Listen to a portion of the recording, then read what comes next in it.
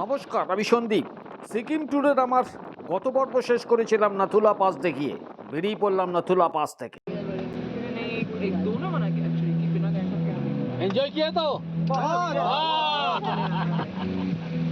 এই ইস্ট সিকিম ট্যুরে দারুণ একটা গ্রুপ পেয়েছিলাম, এনজয় করলাম ওদের সঙ্গে। নাথুলা দেখে এখন আমরা 8জন যাচ্ছি বাবা মন্দির। এরপরে ছাংকু যাব নিচে নামার সময়। এই মুহূর্তে বাবা মন্দির পুরো ফগ, ওয়েদার খারাপ হয়ে গেছে আবার এখানে।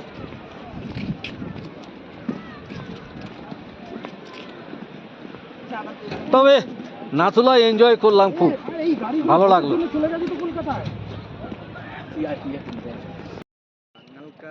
দেখুন, ঘন মেঘে রাস্তা রোডে ঢেকে আছে নিউ বাবা মন্দির। আমরাও এই অপূর্ব দৃশ্য দেখতে দেখতে এগিয়ে চললাম। ওয়েলকাম টু বাবা হরভজন সিং টেম্পল। না, এটা দুটো আছে, একটা আছে জুলুকের যে রুটটা, সেইখানে একটা আছে বাবা মন্দির, এটা আরেকটা।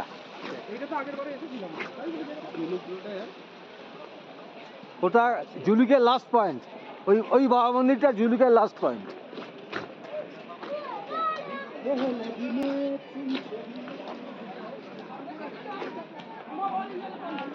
ওরে বাবা, কাতারে কাতারে লোক।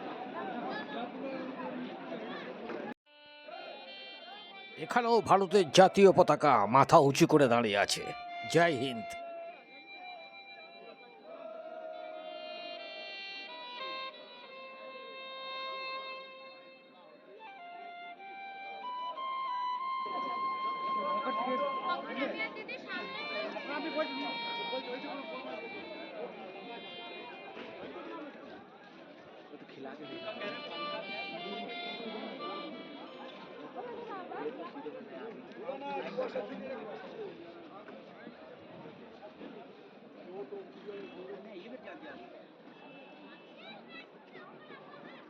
यही है बाबा हरभजन सिंह का history. Born 30th August 1946।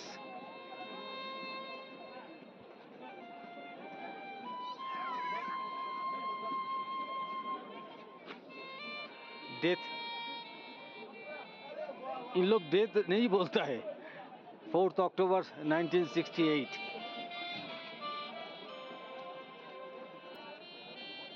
The story of the soldier who is on duty even after death.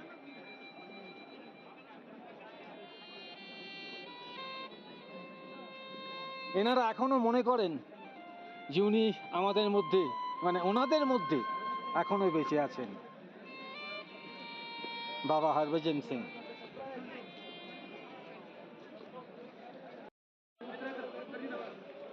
Lieutenant general সগৎ Singh 1919 সালে জন্ম, 2001 সালে এনার মৃত্যু হয়। পদ্মভূষণ পেয়েছেন লেফটেন্যান্ট জেনারেল সগৎ সিং। এখানে যা দেখলাম 80-90% জাট রেজিমেন্ট। স্নোফল হয়েছে দেখুন, চারিদিকে বরফে বরফ।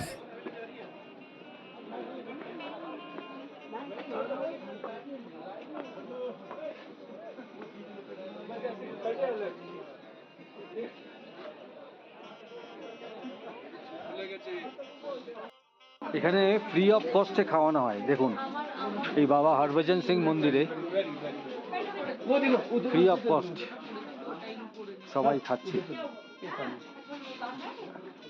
এটা অবশ্যই আসবেন, এখানে ফ্রি অফ কস্টে খাবার পাবেন।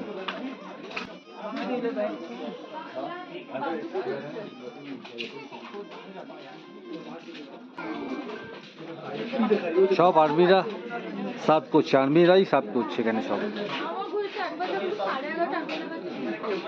ভালো লাগলো দেখে, সত্যি দেখার মতো জিনিস।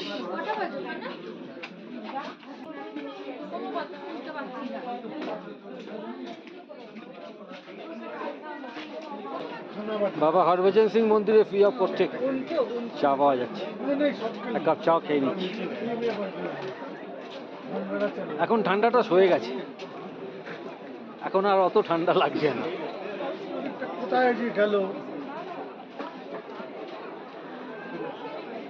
অপূর্ব সুন্দর জায়গাটা, সত্যিই ভালো লাগলো। মন্দিরে এখনো ঢুকিনি, ঢুকবো।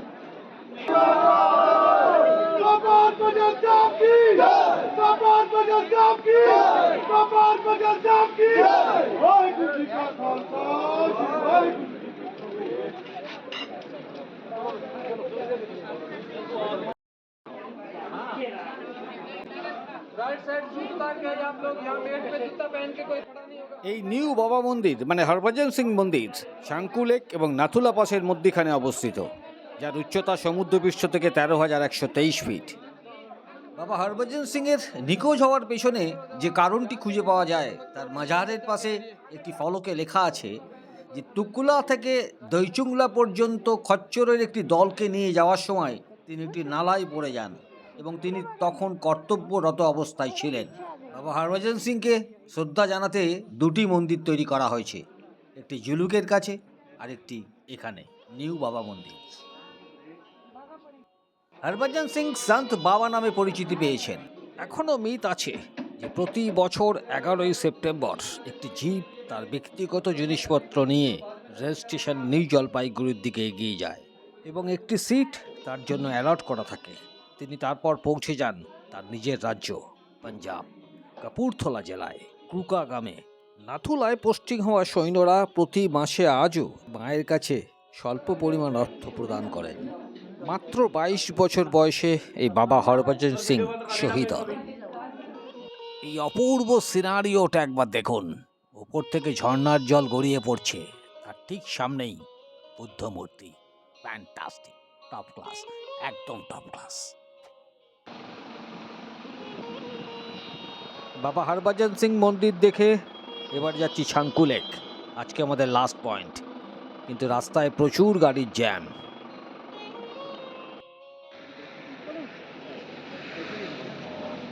ওই আগে ছাঙ্কু লেক, আমরা ছাঙ্কু লেকে নামছি, তার 2 কিলোমিটার আগে দাঁড়িয়ে গেলাম, একটু ফটো শ্যুট করে নিই।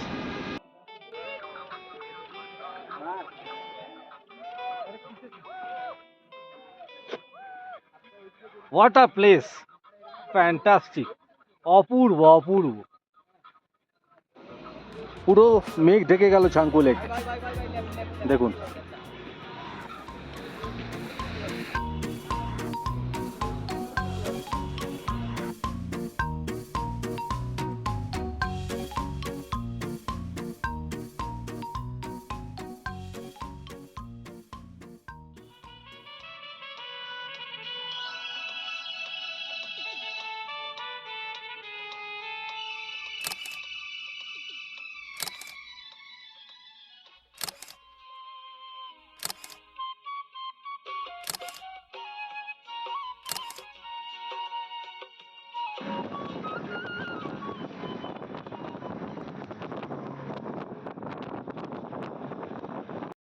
চলে এলাম ছাঙ্কু লেক। জল এখন ঠিকঠাক, ফ্রোজেন নয়। ওদিকে রোপওয়ে আছে, ওই যে রোপওয়ে চলছে, ওই যে যাব, ওখানেও যাব, আপনাদের সব কিছু দেখাবো। এখন আছি রাস্তার দিকে, ঠিক উল্টো দিকে আমরা যাব, এই পাহাড়ের ঠিক নিচটায়।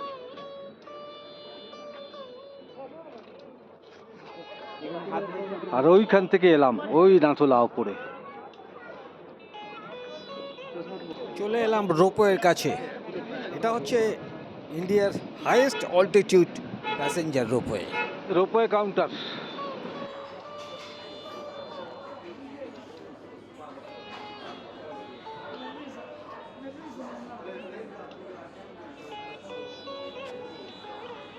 হাঁটতে হাঁটতে চলে এলাম ব্রিজ পেরিয়ে ওপার থেকে এপারে।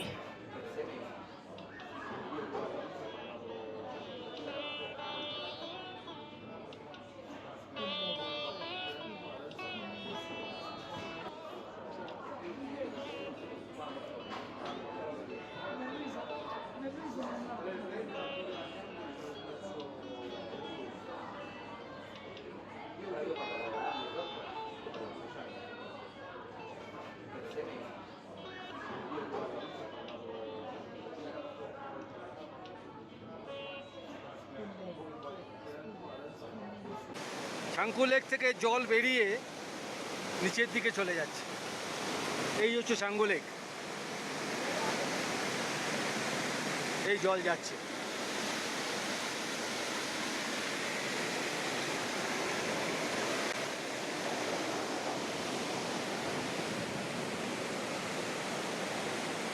কন্টিনিউয়াস চলে যাচ্ছে এরকমভাবে জল নিচে।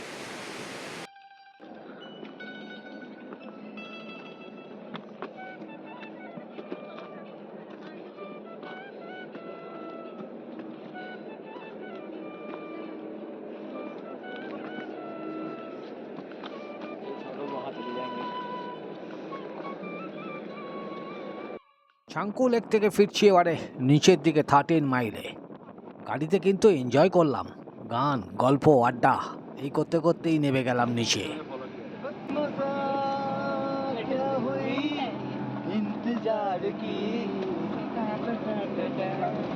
अरे बात जो है उसमें बात जो यहाँ नहीं नहीं किसी ये उनका स्टोर है, यहाँ आप चीज भी जिंदगी में वो नहीं तो कुछ नहीं है मेरी जिंदगी में। अरे साथ ही साथ वो है मेरे तुम है मेरी जिंदगी में।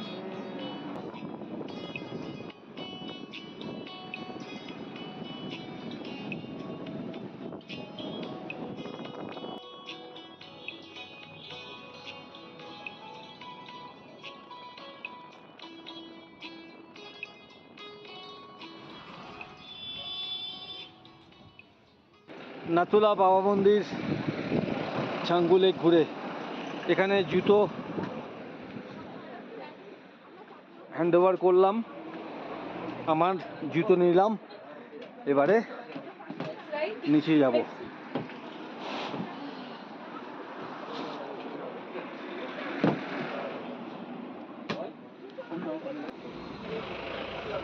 চলে এলাম আবার চাঁদমারি ট্যাক্সি স্ট্যান্ড।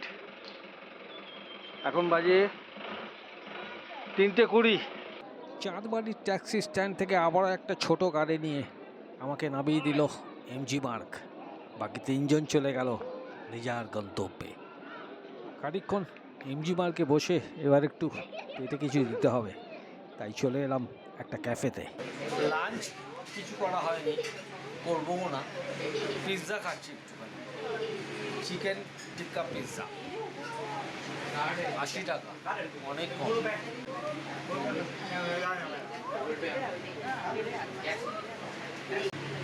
চলে এলো চিকেন টিক্কা পিৎজা, আজকের এটাই আমার লাঞ্চ। এখানেও কলকাতা রেস্টুরেন্ট দেখতে পেলাম, বাবা, এমজি মার্গ, নিউ মার্কেট, দেখে ভালো লাগলো।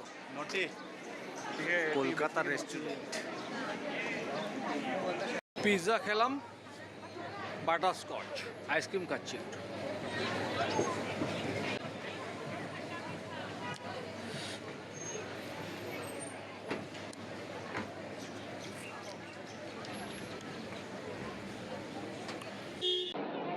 এখন বাজে 4টে, ঘুরে বেড়াচ্ছি এমজি মার্গে। আজকের সাইট সিন কমপ্লিট করলাম, হোটেলে ঢুকে একটু রেস্ট নেব, আগামীকাল আবার লাচুং। এই হচ্ছে আমার হোটেল, এই যে বাবু মশাই।